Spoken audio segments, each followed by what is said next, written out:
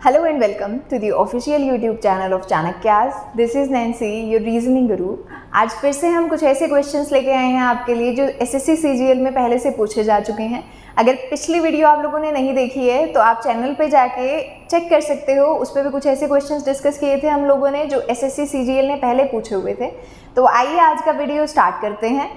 देखते हैं first question हमने कौन से टॉपिक से लाया है। जो आपका फर्स्ट क्वेश्चन है वो है एम्बेडेड फिगर से। एम्बेडेड फिगर का मतलब क्या होता है, आपको देखना है कि इनमें से कौन से फिगर इस वाली शेप में सेम टू सेम ऐड की हुई है। तो जब आप फर्स्ट फिगर को देखेंगे तो ये आपको दिख तो जाएगी, लेकिन ये जो ऊपर वाली लाइन है ये नहीं मिलेगी आपको यहाँ पे। यहाँ से ये लाइन मिसिंग है, तो फर्स्ट ऑप्शन नहीं होगा। क्या बी ऑप्शन है? बिल्कुल बी ऑप्शन। यहाँ पे आपको नीचे की तरफ एकदम क्लियर दिख जाएगा कि बी ऑप्शन है, तो बी ऑप्शन हो जाएगा सही जवाब। देखिए यहाँ पे लिखा हुआ है रोटेशन इज नॉट अलाउड। तो आपको अगर ये मेंशन ना भी हो तब भी अगर आपको सही आंसर मिल रहा है, स्ट्रेट आंसर मिल रहा है, तो आप उसी को प्रायोरिटी देंगे इंस्टेड ऑफ जो रोटेट करके आपका आंसर आएगा। आई होप इतनी चीज़ें आपको क्लियर होगी। नेक्स्ट क्वेश्चन देखते हैं। नेक्स्ट क्वेश्चन है मैथमेटिकल ऑपरेशन से, जिसमें आपको क्या कहा है, if plus means divide, minus means plus, multiply means minus and divide means multiply. तो आपसे पूछा है इस एक्सप्रेशन की वैल्यू क्या होगी। तो देखिए हम सबसे पहला काम क्या करेंगे, इस एक्सप्रेशन में आपको जो कंडीशन है उसके अकॉर्डिंग सबसे पहले हम सिंबल्स को चेंज करेंगे। तो देखिए मल्टीप्लाई का मतलब हमें दिया हुआ है माइनस, तो हमने माइनस लिखा 23। माइनस का मतलब जो मुझे दिया हुआ है वो है प्लस, तो मैंने लिखा 4। डिवाइड का मतलब मुझे दिया हुआ है मल्टीप्लाई 3। इतनी बात अगर क्लियर है तो हम आगे बढ़ जाते हैं। देखिए प्लस का मतलब जो मुझे दिया हुआ है वो है डिवाइड, उसके बाद लिखा है 6। माइनस का मतलब मुझे कहा है प्लस है 3, उसके बाद देखिए डिवाइड का मतलब फिर से मुझे कहा है मल्टीप्लाई और फिर आ जाएगा 2। एक्सप्रेशन को मैंने पूरे तरीके से उस तरीके से इंटरचेंज कर लिया, उस तरीके से मैंने सब ऑपरेशंस को चेंज कर लिया जो मुझे इन्फॉर्मेशन में दिया हुआ था। अब हम यहाँ पे क्या करेंगे, हम अप्लाई करेंगे बोर्डमास रूल। जब तक ये ना कहा हो कि नहीं करना है तब तक आपको करना है। तो देखिए ब्रैकेट को सबसे पहले आप सॉल्व करेंगे तो आपको पता चलेगा ये पहली ब्रैकेट है 38 माइनस 23 इज 15 प्लस, अब ये भी ब्रैकेट है तो 4 मल्टीप्लाई 3 इज 12, बाकी सब सेम। अभी डिवाइड एज इट इज, एक और ब्रैकेट मुझे दिख गई 6 प्लस 3 इज 9, देन इट्स मल्टीप्लाई 2। अब हम क्या करेंगे, एक और ब्रैकेट मुझे दिख रही है तो मैं इसको भी सॉल्व कर लेती हूँ। 15 प्लस 12 इज 27, फिर हो जाएगा divide by 9 and then it's multiply 2। अब डिवाइड और मल्टीप्लाई में से पहले क्या होता है, पहले आता है डिवाइड, तो हम डिवाइड करेंगे। 27 divided by 9 is 3 multiply 2। Your answer will be 6, option A. ठीक है, आई होप आपको ये क्वेश्चन क्लियर हुआ होगा। आगे बढ़ जाते हैं। थर्ड क्वेश्चन एक एनालॉजी टॉपिक से दिया हुआ है। इन्होंने कहा है कि फर्स्ट लेटर क्लस्टर से फोर्थ लेटर क्लस्टर जैसे रिलेट हो रहा है आपको वैसे ही करना है। देखिए gave is related to AGEV, ठीक है। तो यहाँ पे पैटर्न क्या है ये समझ लेते हैं। देखिए यहाँ पे जो लेटर्स हैं अगर मैं उनको पोजीशन दे दूँ 1 2 3 एंड 4, तो देखो A जो है वो सेकेंड पोजीशन पे था लेकिन आपको वो फर्स्ट पे दिख रहा है, तो ये हो जाएगा 1 2 3 4।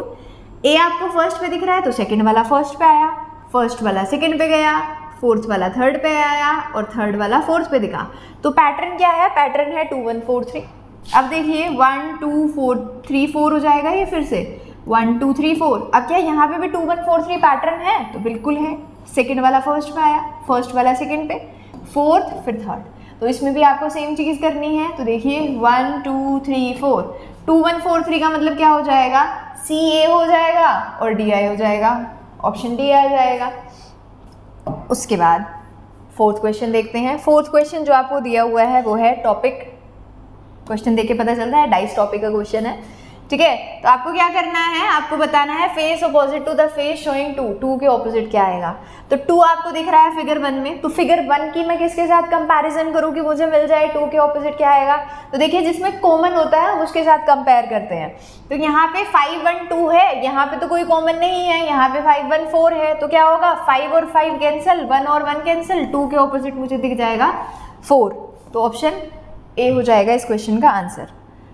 आगे देखते हैं। क्वेश्चन दिया हुआ है आपको फिर से एनालॉजी टॉपिक से, नंबर बेस्ड क्वेश्चन है, ठीक है। तो देखिए आपको कहा है 12 is related to 16 in the same way it is related to what, in the same way as 24 is related to 64।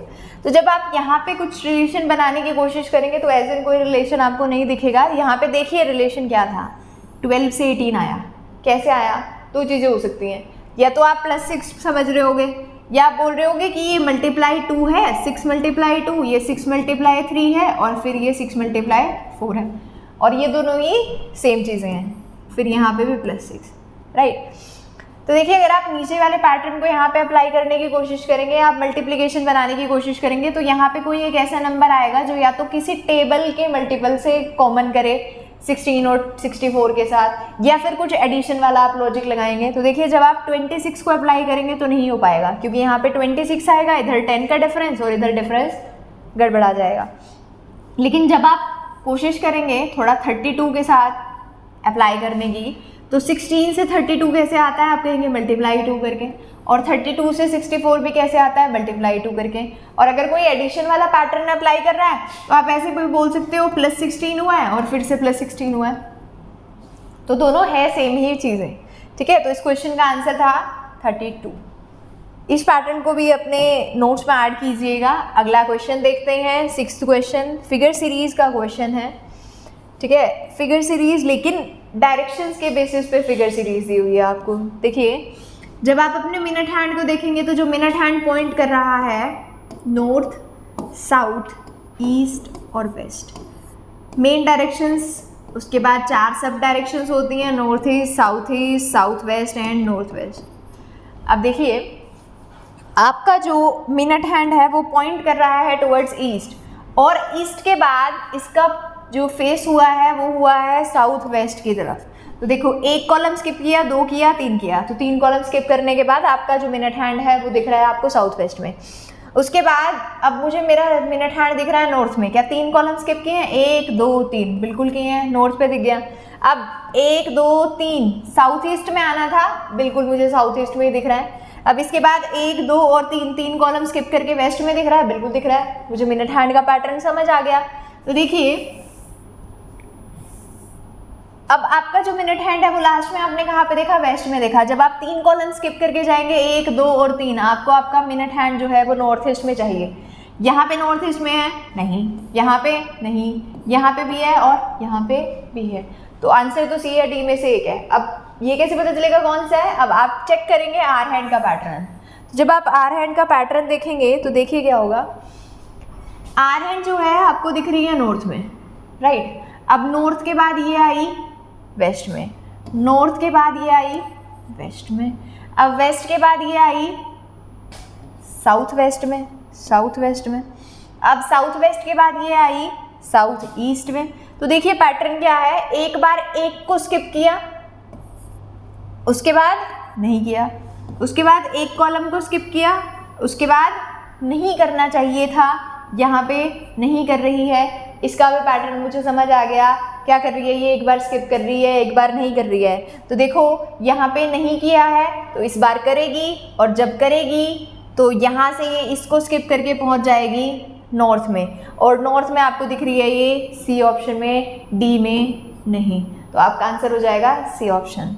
Figure series में बहुत बार ऐसा हुआ है कि डायरेक्शन के बेसिस पे क्वेश्चन दिए गए हैं, तो आप इसको अपने नोट्स में ज़रूर ऐड कीजिएगा।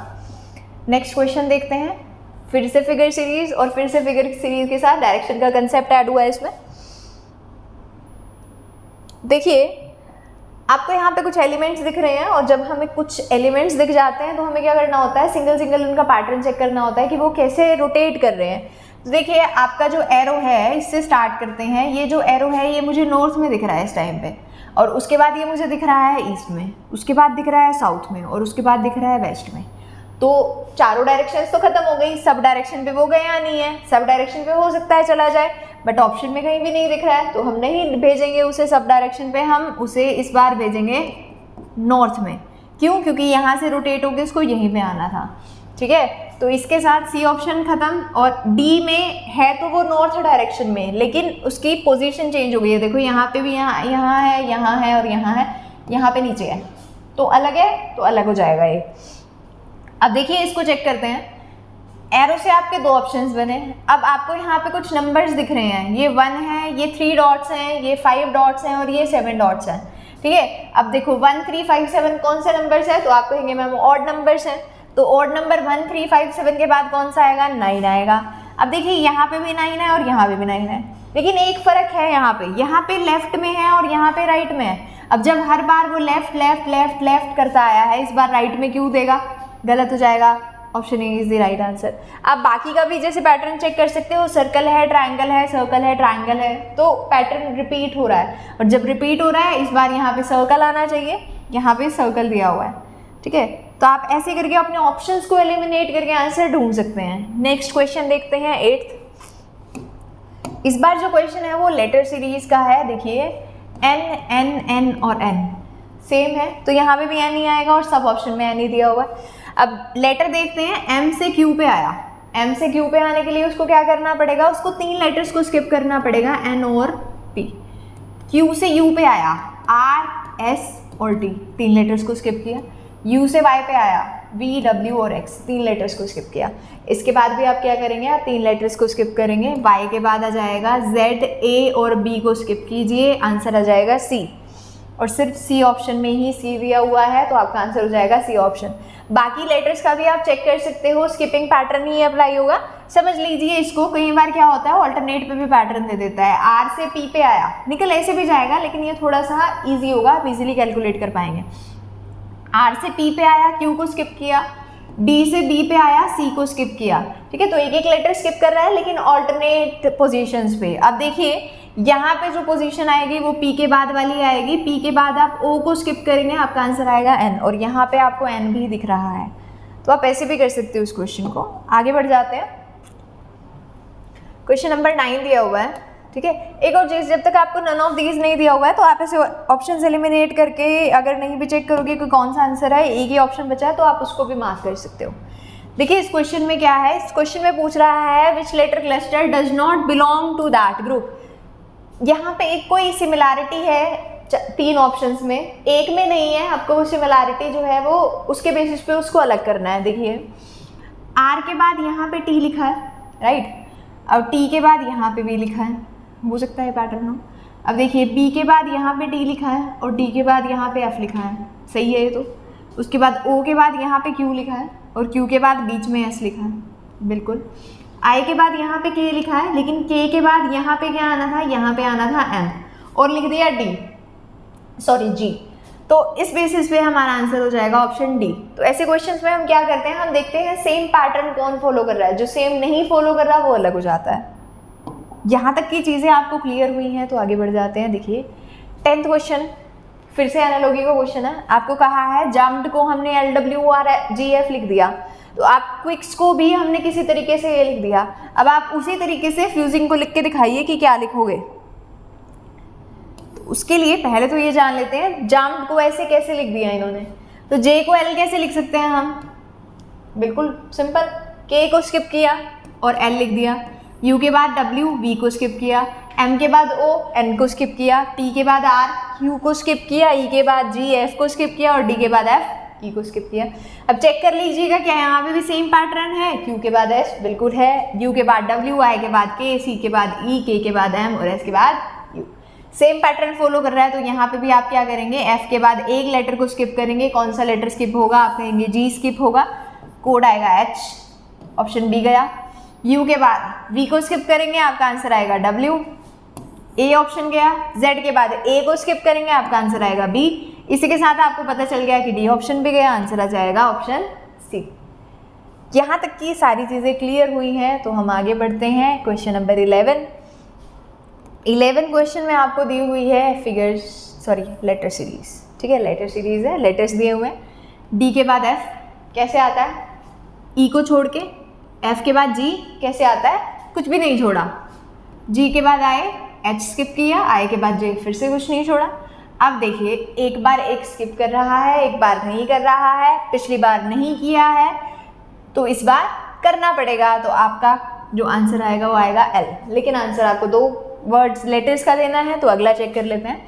देखिए डब्ल्यू के बाद यू आया। अब अगर उल्टी ABCD रिवर्स अल्फ़ाबेट आपको नहीं आते हैं तो आप क्या करेंगे, आप चेक करेंगे इधर से इधर को, राइट टू लेफ्ट आ जाइए। यू से डब्ल्यू, वी को स्किप किया, यू से टी कोई स्किप नहीं किया, टी से आर, एस को स्किप किया, आर से क्यू कोई स्किप नहीं किया। अब क्या करोगे, अब करोगे स्किप, तो पी को स्किप करेंगे और आपका आंसर आएगा एल और ओ, ऑप्शन बी। नेक्स्ट क्वेश्चन देखते हैं कौन से टॉपिक का है। कौन सा टॉपिक है ये, बहुत ही अच्छा टॉपिक, सेलॉग्स का क्वेश्चन दिया हुआ है, जिसमें आप क्या करते हो, आप स्टेटमेंट से डायग्राम बनाते हो, ठीक है, और उसके बेसिस पे चेक करते हो कंक्लूजन सही है या नहीं है। कह रहा है ऑल के आर एच, इसका मतलब ये के है, और जो सारे के सारे के हैं वो क्या है, सारे के सारे के जो है वो एच है, ठीक है जी। उसके बाद नो एस इज के, अब ये एस है, इसने कहा कि कोई भी एस जो है वो के नहीं है, कोई भी एस जो है वो के नहीं है। स्टेटमेंट के बेसिस पे मैंने डायग्राम बना लिया, अब मैं क्या करूँगी, कंक्लूजन चेक करूँगी। कह रहा है नो के इज एस, कोई भी के जो है वो एस नहीं है। नो एक ऐसी चीज़ होती है, अगर ये यहाँ पे नहीं आ सकता तो ये भी वहाँ पे नहीं जाएगा, ठीक है। इन्होंने कहा है नो एस इज के, ये कह रहा है नो के इज एस, तो बिल्कुल सही हो जाएगा। अगर ये नहीं आ सकता तो ये भी नहीं जा सकता। उसके बाद कह रहा है ऑल एच आर के, उसने कहा ऑल के आर एच, ऑल के आर एच का मतलब ये कभी भी नहीं होता कि ऑल एच आर के, और आप यहाँ से भी देख सकते हो के सारा का सारा एच के पास है, लेकिन क्या एच सारा का सारा के पास है, तो आप कहेंगे नहीं, और अगर नहीं तो इसका आंसर भी हो जाएगा नहीं। आपका आंसर आ जाएगा option B, only conclusion first follows, क्योंकि यही सही है। नेक्स्ट क्वेश्चन देखते हैं। नेक्स्ट क्वेश्चन है मैथमेटिकल ऑपरेशन से, लेकिन इसमें ऑपरेशंस बताए नहीं गए हैं कौन से लगाने हैं। आपको नंबर्स दिए हुए हैं 240, 55 और 65, तो आपको कुछ ऐसा करना है जो रिलेशन इनमें है सेम यहाँ पे भी है, और आपको वही इस ऑप्शन में भी देखना है।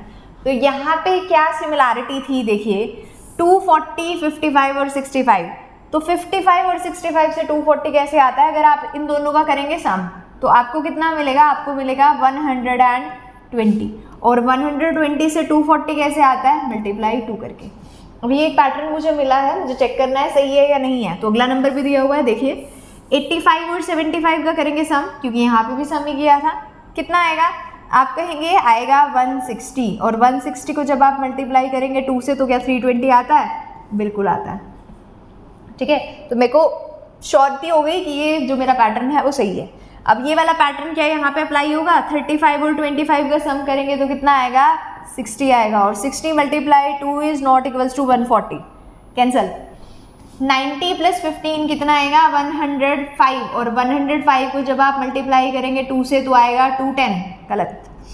उसके बाद इस क्वेश्चन को ट्राई कीजिए, देखिए 35 और 45 का जब आप सम करेंगे तो आएगा 80, और 80 मल्टीप्लाई 2 इज 160, ऑप्शन सी जो है सही जवाब हो जाएगा।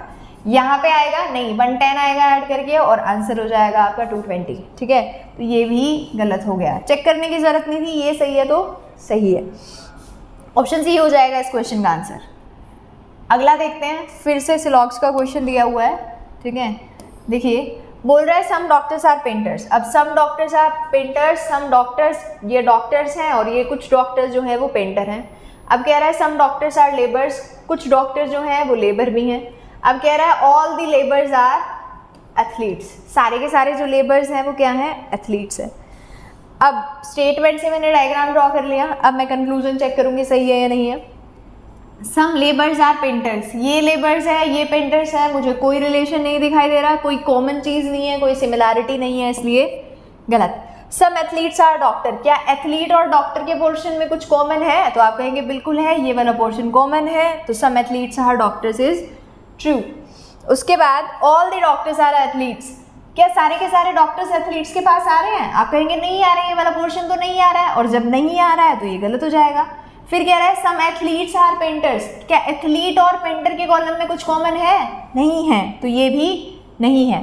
आपका जो आंसर आ जाएगा वो आ जाएगा only conclusion second follows, option B.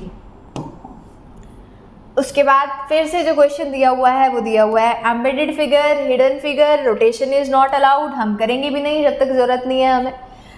ये वाली शेप बतानी है आपको किसमें हाइड की हुई है, क्या फर्स्ट में दिख रही है, नहीं दिख रही। अब क्या बी में दिख रही है, दिख रही है, बट थोड़ी सी ये एग्जैक्ट सेम नहीं है ना, तो इसको आप तब के लिए रख सकते हो अगर कुछ ना मिले, लेकिन अभी के लिए इसको रहने देते हैं। अब सी ऑप्शन में, बिल्कुल सी ऑप्शन में तो मुझे दिख रही है ये वाली शेप, ये रही, तो सी ऑप्शन हो जाएगा सही जवाब। क्या डी में दिख रही है? डी में नहीं दिख रही जी, है ना, ये ऐसे होनी चाहिए थी लेकिन नहीं हो रही है, इसलिए डी ऑप्शन जो है वो गलत जवाब हो जाएगा। Option C is the right answer.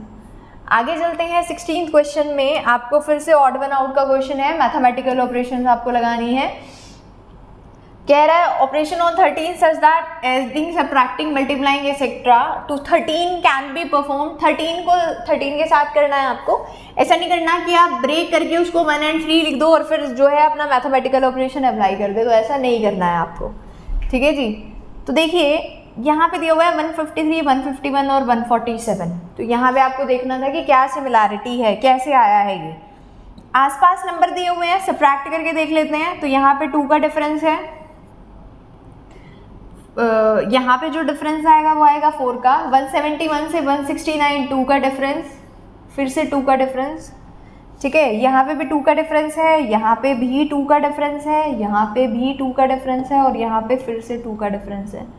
तो और दिख गया मुझे कि ऑप्शन ए है। ये भी एक तरीका है वैसे कि अगर आपको आसपास का डिफरेंस दिख रहा है तो आप एडिशन और सब्ट्रैक्शन से स्टार्ट कर सकते हो, बट अगर जो डिफरेंस है वो आपको बहुत बड़ा दिख रहा है, हंड्रेड्स में, थाउजेंड्स में डिफरेंस दिख रहा है, तो आप मल्टीप्लाई से स्टार्ट कर सकते हैं, ठीक है जी। नेक्स्ट क्वेश्चन, फिर से मैथमेटिकल ऑपरेशन, लेकिन इस बार इन्होंने कहा है कि आप ढूंढो आपको इंटरचेंज करना क्या है, ठीक है। आपको इस इक्वेशन को इक्वल्स टू 6 लाना है, आप ढूंढिए क्या तरीका अप्लाई करेंगे। तो यहाँ पे डिविजिबिलिटी रूल को आप अप्लाई कर सकते हो। देखिए 9 डिवाइडेड बाय 2 लिखा, लेकिन इसको जब आप सॉल्व करेंगे तो आपका आंसर जो है वो डिवाइड में आएगा, राइट, सॉरी पॉइंट्स में या फ्रैक्शंस में आएगा, जो कि मुझे नहीं चाहिए, मुझे आंसर चाहिए 6। मैं क्या करूँगी, इनको इंटरचेंज करने की कोशिश करूँगी डिवाइड के साथ। फर्स्ट में तो नहीं दिया हुआ है डिवाइड, अब अगर आप 2 को 9, 9 को 2 लिखेंगे फिर भी आंसर तो डेसिमल में ही आएगा, गलत हो गया। अगर मैं इस ऑप्शन को सही मान के चलती हूँ, 9 को 2 और 2 को 9 के साथ इंटरचेंज करती हूँ और डिवाइड कहाँ पे आ जाएगा, यहाँ पे आ जाएगा, तो हाँ हो सकता है आंसर सही आ जाए। करके देख लेते हैं एक बार इसे। देखिए मल्टीप्लाई की जगह पे लिखेंगे divide, plus as it is रहेगा 14, माइनस 9 की जगह पे लिखेंगे 2 और डिवाइड की जगह पे लिखेंगे मल्टीप्लाई और 2 की जगह पे लिखेंगे 9। अब देखिए यहाँ से आएगा आपका 10 प्लस 14 माइनस 18, और जब आप 24 माइनस 18 करेंगे तो आपका आंसर आ जाएगा 6। ऑप्शन बी से भी 6 है, ये भी 6 कह रहा था, तो ये हो जाएगा सही आंसर। तो आप ऐसे लेंथी क्वेश्चंस में इस ट्रिक को अप्लाई कर सकते हो, डिविजिबिलिटी वाली। आपको अगर एक कंप्लीट नंबर चाहिए आंसर में तो डिवाइड कंप्लीट होना चाहिए, अदरवाइज आपका जो आंसर आएगा वो डेसिमल में आएगा। नेक्स्ट क्वेश्चन 18 कह रहा है साइटोस्केलेटन का जो कोड है वो ये है, मैलन्यूट्रिशन का जो कोड है वो ये है। तो आपको बताना है लिटरेशन का कोड क्या होगा। तो सबसे पहले तो ये समझते हैं कि ये कोड्स लिखे कैसे हुए हैं।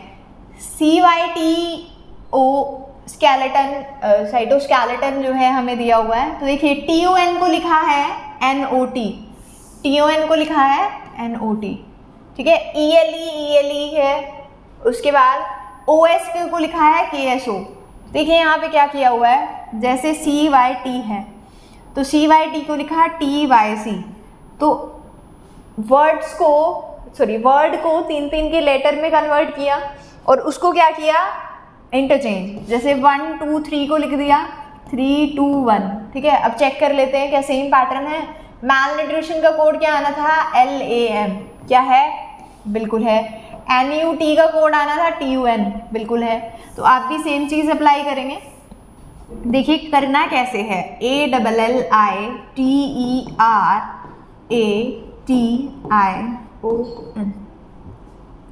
3 का पेयर, 3 का पेयर, 3 का पेयर और 3 का पेयर। अब देखिए जब आप इसको इंटरचेंज करेंगे तो कैसे होगा, ALL हो जाएगा LLA, ITE हो जाएगा ETI, RAT हो जाएगा TAR और ION हो जाएगा NOI, ठीक है जी।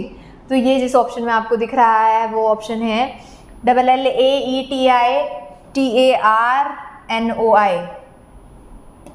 ऑप्शन ए हो जाएगा आपका सही आंसर, ठीक है। अच्छा पैटर्न था, अपने नोट्स में ऐड कीजिएगा। नेक्स्ट क्वेश्चन इज 19, फिर से कोडिंग डिकोडिंग का क्वेश्चन है। बोल रहा है psychic is written as YSPCCIH। Citizen का कोड जो है TICINEZ है, आपको महात्मा का कोड बनाना है, राइट।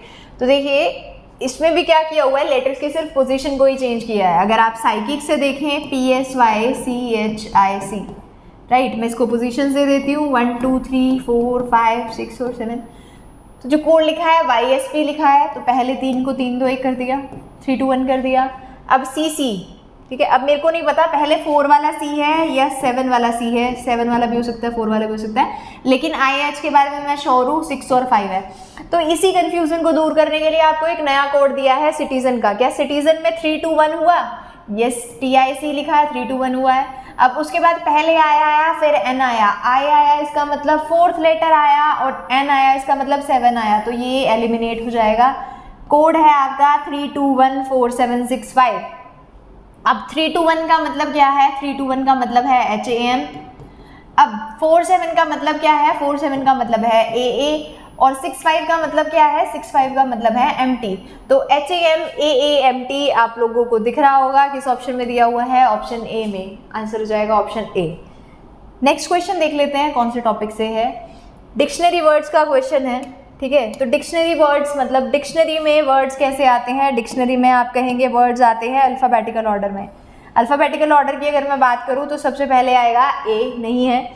U से स्टार्ट हुए हैं तो U कैंसिल, N भी कैंसिल, S भी कैंसिल। अब आपको दिया हुआ है EAOA, ठीक है। तो पहले A आएगा, E आएगा या O आएगा? आप कहेंगे पहले A आएगा।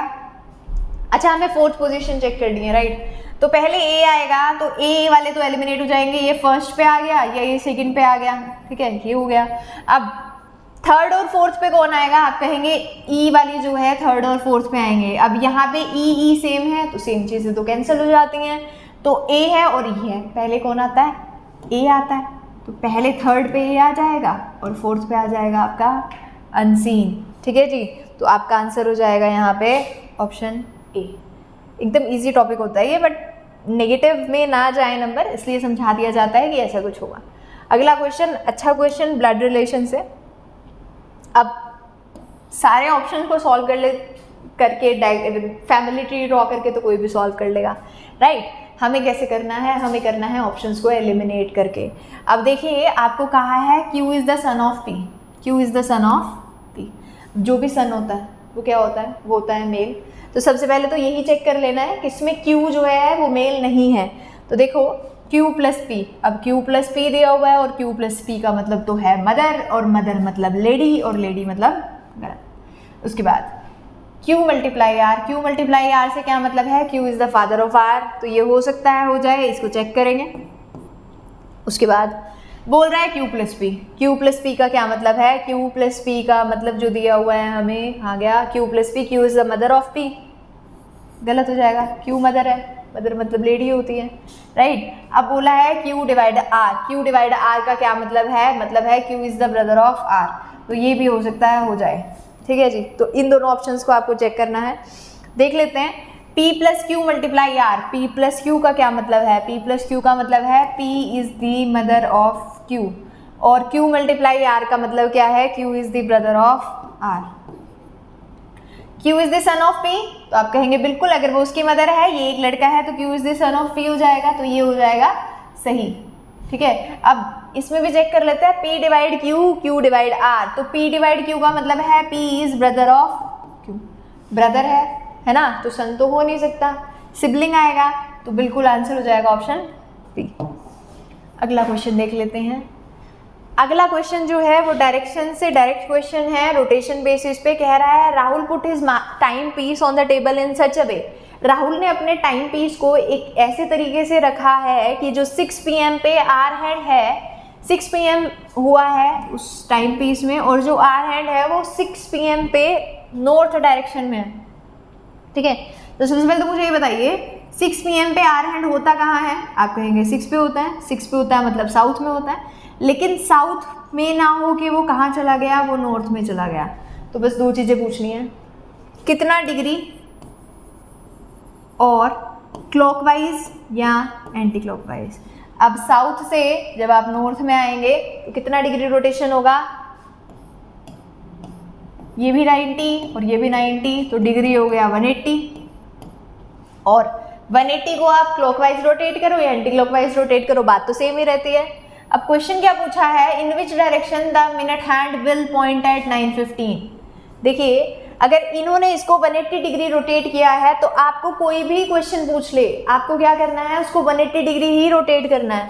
9:15 में मिनट हैंड कहाँ पे होता है, मिनट हैंड 15 पे होगा, 3 पे, और 3 का मतलब ईस्ट, और जब आप ईस्ट को 180 डिग्री रोटेट करोगे तो वो आपको दिखेगा कहाँ पे, वेस्ट में। तो आपका आंसर हो जाएगा ऑप्शन डी। इसके बाद देखते हैं जो क्वेश्चन दिया हुआ है वो है ब्लड रिलेशन टॉपिक का, कोडेड बेस्ड, ठीक है जी।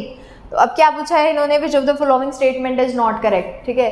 तो आप क्या करेंगे, इसमें यहाँ पे आई और यू है, यहाँ पे ए और टी है, तो आपको इस इक्वेशन को सॉल्व करके देखना पड़ेगा कि कैसे क्या रिलेशन बनेगा इन लोगों के बीच में।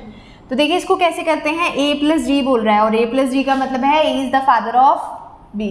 तो आप लेफ्ट वाले के साथ लेफ्ट वाला लिखोगे, राइट वाले के साथ राइट वाला लिखोगे, तो यहाँ पे हो जाएगा ए की जगह पे ए और बी की जगह पे आएगा जी। तो कह रहा है A is the father of G, father है, फादर का मतलब मेल है, और फादर जनरेशन कौन सी जाती है, एक ऊपर वाली। अब G and I, G is the brother of I, same generation. I plus R का मतलब है I is the father of R, generation gap. R at the rate S का मतलब है R is sister of S. S at the rate T का मतलब है S is sister of T. T hash U का मतलब है T is wife of U. और वाइफ और हस्बैंड का एक ऐसा रिलेशन होता है जिसमें अगर एक लड़की है तो आप मान सकते हो कि दूसरा लड़का होगा। यू एंड वी का मतलब है U is brother of V. तो ये एक आपने डायग्राम ड्रॉ कर लिया। बोल रहा है which of the following is statement is not correct, इनमें से कौन सी स्टेटमेंट है जो सही नहीं है। I is the father in law of U, father in law कौन होता है, मतलब कि यू के हस्बैंड के फादर हैं आई, तो यू के हस्बैंड के सॉरी स्पाउस के फादर, ठीक है। तो यू की स्पाउस है टी, स्पाउस मतलब हस्बैंड या वाइफ, ठीक है। तो यू की स्पाउस है टी और टी के फादर हैं आई, तो फर्स्ट तो सही है। A is the maternal grandfather of T, A जो है वो टी के मैटरनल ग्रैंडफादर है, इसका मतलब मम्मी के पापा के पापा हैं, ठीक है। तो यहाँ पे तो वो उसके पापा के पापा मुझे दिख रहे हैं, राइट। आई पापा के पापा हैं तो मैटरनल ग्रैंडफादर तो नहीं होंगे। अब G is the brother of I, क्या जी ब्रदर है आई का, एकदम सही। R is the granddaughter of A, yes granddaughter भी सही है। तो ये गलत होने की वजह से इन्होंने भी नॉट करेक्ट पूछा है, इन्होंने भी नॉट करेक्ट बताया, तो आंसर हो जाएगा ऑप्शन बी। अगला क्वेश्चन देखते हैं, 24th क्वेश्चन आपको दिया हुआ है एनालॉगी टॉपिक से। अच्छा क्वेश्चन है, देखिए पैटर्न क्या था इस क्वेश्चन में। बोल रहा है 35 is related to 21, 36 is related, what is related to 36 if 40 is related to 24। देखिए इनको आपको सेम रेशो में लाना था। देखिए 35 और 21 को आप सेम रेशो में कैसे ला सकते हो, आप कहेंगे अगर आप इसको 5 से कैंसिल करते हो तो यहाँ पे आ जाएगा, सॉरी अगर आप इसको 5 से कैंसिल करते हैं तो यहाँ पे ये 7 पे जाएगा, और अगर आप यहाँ पे 3 से कैंसिल करते हो तो यहाँ पे आ जाएगा 7। तो आ गई 5:3 रेशो, राइट। यहाँ पे भी क्या होगा 5:3, किससे कैंसिल किया 8 से, है ना। अब देखिए 5:3 5:3 रेशो मुझे दिख रही है, तो 12 3 जा 36 होते हैं, और यहाँ पे आ जाएगा 12 5 जा कितना होगा 60, राइट। तो ये हो जाएगी 12:12, राइट। तो आपको क्या करना था, ये सेम रेशो में लाना था, 5:3 5:3 5:3, आंसर हो जाएगा 60। आगे चलते हैं, लास्ट क्वेश्चन आज के वीडियो का। 4 6 12 14 28 और 30 नंबर सीरीज का क्वेश्चन करने का सबसे आसान तरीका, सबसे पहले हमें क्या करना है, सबसे पहले हमें डिफरेंस ढूंढ लेना है। देखिए 4 और 6 के बीच में 2 का डिफरेंस, 6 और 12 के बीच में 6 का डिफरेंस, देन 2 का, देन 14 का, अब आएगा फिर से 2 का। तो इतना तो मुझे पता चल गया, पहले +2 फिर +2 और फिर +2। अब देखिए क्या जब आप यहाँ पे देखेंगे कि यही नंबर मैं ऐड नहीं कर रही हूँ यहाँ पे, क्या यही नंबर मैं यहाँ पे ऐड नहीं कर रही हूँ, राइट। तो आप इसको ऐसे भी बोल सकते हो कि यहाँ पे मल्टीप्लाई 2 है और यहाँ पे मल्टीप्लाई 2 है और यहाँ पे भी क्या होगा मल्टीप्लाई 2 होगा। तो इसका आंसर भी हो जाएगा 60। राइट। तो आज हमने कुछ ऐसे क्वेश्चंस डिस्कस किए जो CGL में पहले पूछे जा चुके हैं। ठीक है, आप लोग वीडियो को देखिए, आप लोगों को अच्छी लगे तो कमेंट बॉक्स में लिख के ज़रूर बताइएगा। आज के लिए इतना ही रखते हैं। Thank you so much for watching this video.